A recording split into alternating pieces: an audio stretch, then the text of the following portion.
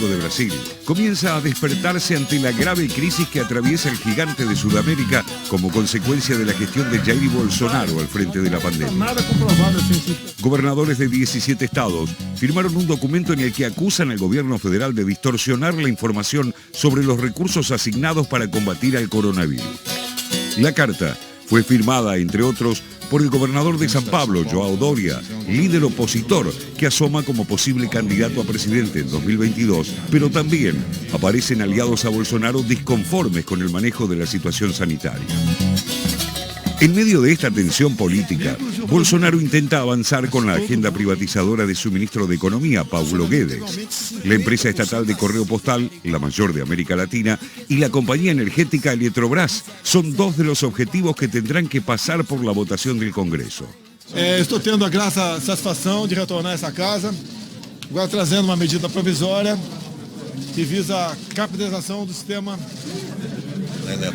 da Eletrobras.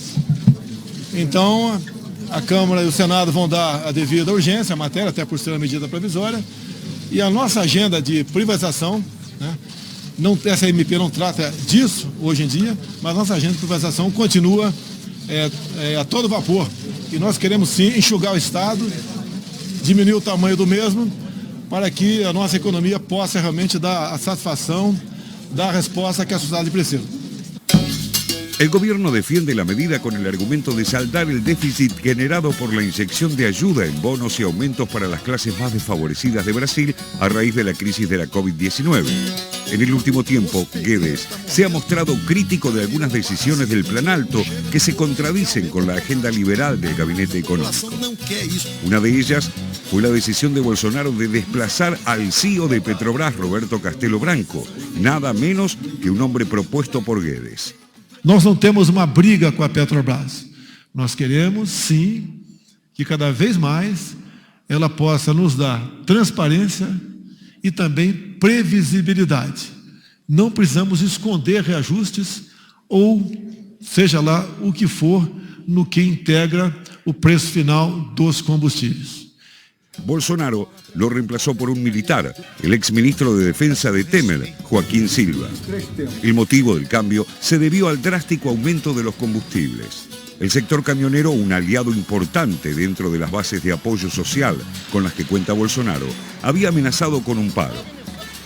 La decisión del mandatario causó también malestar entre los inversores que interpretaron esta medida como una intervención del Estado. En el plano internacional, Brasil impulsa una flexibilización del Mercosur. Su canciller, Ernesto Araujo, defiende la idea de que cada país miembro del bloque pueda negociar acuerdos con otros países de manera independiente. También planteó la necesidad de reducir de manera gradual el arancel externo común. O nosso objetivo é que o Mercosul seja um bloco negociador eficiente, que nos traga os acordos internacionais que nós precisamos para essa reinserção econômica do Brasil no mundo. Se isso é possível através do Mercosul como bloco, ótimo. Se em alguns casos é melhor trabalhar individualmente, acho que nós precisamos ver como fazer isso. En momentos que Brasil transita la segunda ola de coronavirus con una variante que causa estragos en la región noreste y cifras que superan a las del año pasado, se conocieron los números de la economía. El Producto Bruto Interno en 2020 se derrumbó un 4,1%, la mayor caída en 30 años. En su último año de mandato, Bolsonaro quiere logros. Pese a la caída de su imagen, mantiene aspiraciones para una segunda presidencia, sin clamor popular por el impeachment y con una oposición que no logra crear un frente para 2022, el camino hacia la reelección parece una posibilidad para el ex capitán.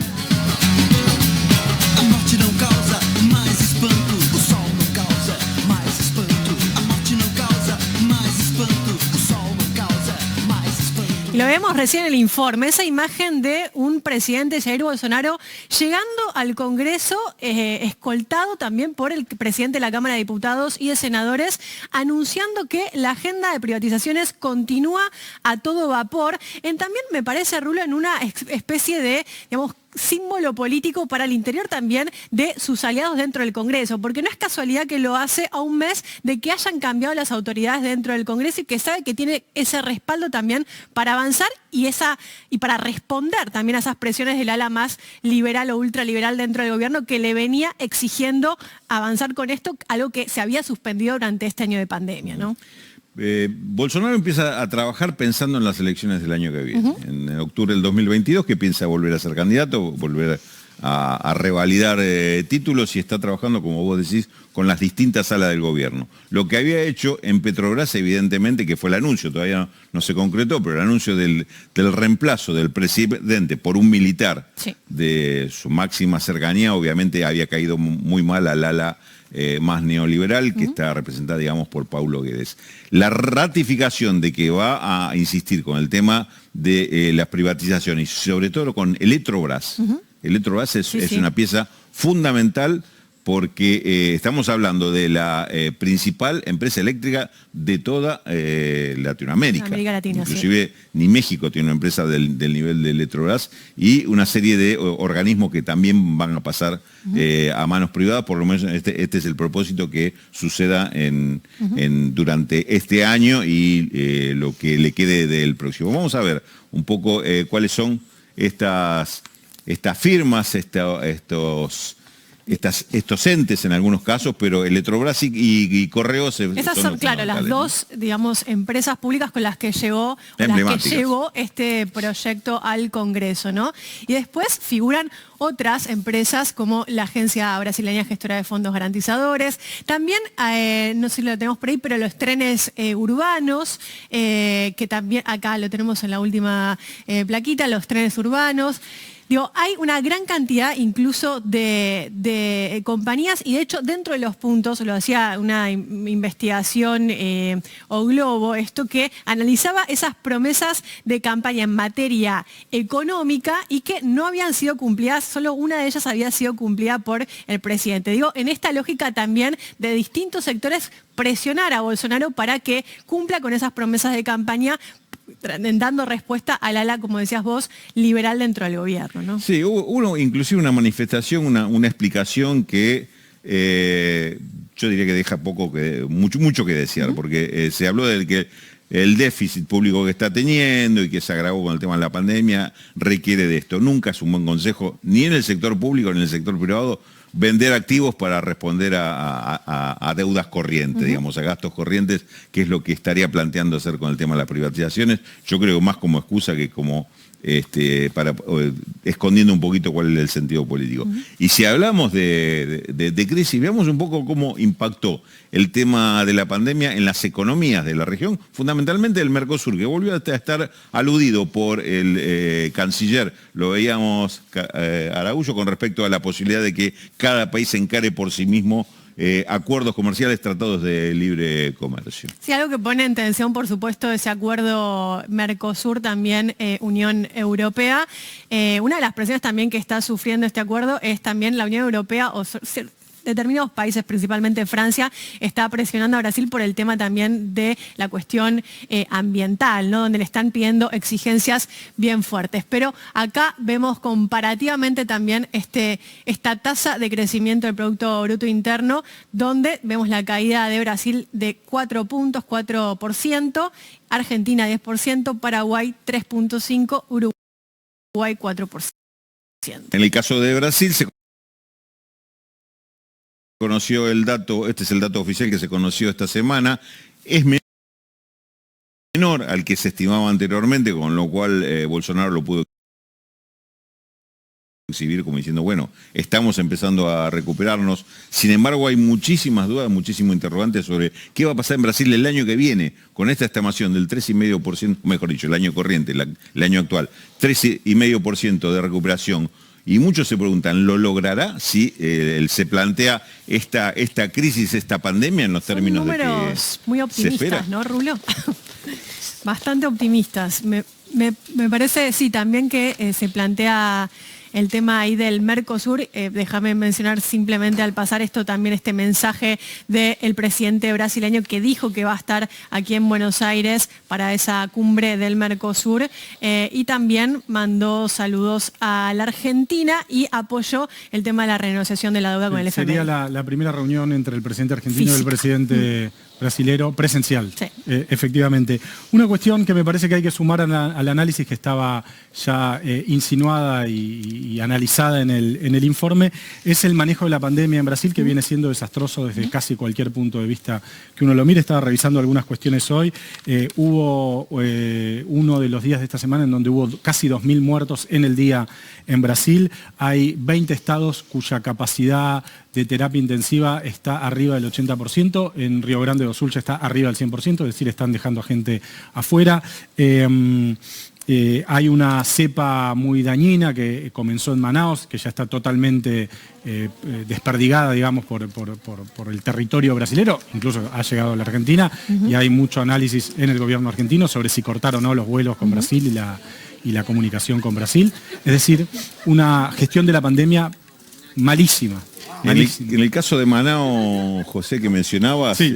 Las crónicas se están dando cuenta que, ¿se acuerdan toda la presión por el tema de la falta de oxígeno? Sí, por supuesto. Sí. Bueno, ¿por qué? Porque también muchas familias tratan de buscar esos balones de oxígeno para llevárselo a la casa e improvisar una terapia intensiva en su casa porque consideran que sus familiares van a estar mejor atendidos ahí que lo que le puede dar hoy un hospital. Sí. Eso que se suponía que Brasil... Tal es la situación de desesperación que se está dando en los centros sanitarios. En teoría, Brasil tenía un sistema único de salud bastante articulado. Esto que siempre decimos en Argentina, que hay 3 subsistemas, obras sociales, prepagas y hospital público. En Brasil es algo que desde la época de Fernando Henrique Cardoso, viene hace mucho tiempo esto, se había empezado a reunificar. Ahora, desde el punto de vista político, para mí la pregunta, o una de las posibles preguntas, es por qué, a pesar de estos números malos de la economía y a pesar de este manejo pésimo de la pandemia, Bolsonaro retiene un nivel de aprobación popular importante. Leí el otro día una nota que titulaba algo así como "se desploma la imagen de Bolsonaro al 30%. Yo decía,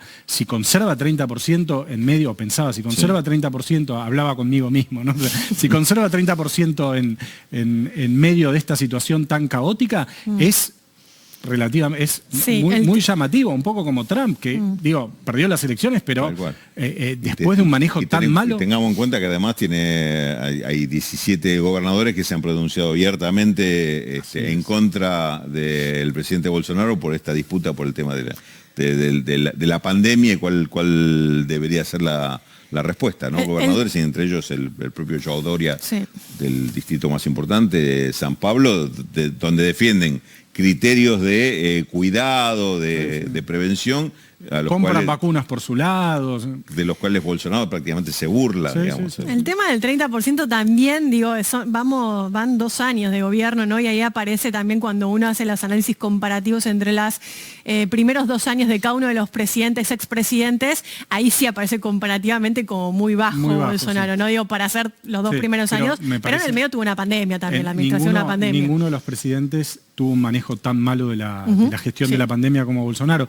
Pareciera por momentos que este tipo de liderazgos, Trump, Bolsonaro, estos liderazgos del, llamémosle populismo de derecha, le podemos poner la etiqueta que nos guste, en algún punto son como bastante inmunes a los hechos, ¿no? Parece como que han logrado crear un lazo emocional, afectivo, que no está totalmente ajustado. Está bien, uno podría analizar la ayuda social que distribuyó Bolsonaro a través del Bolsa Familia y de esta ayuda de emergencia, que fue muy importante, digamos, eso puede haber contribuido también.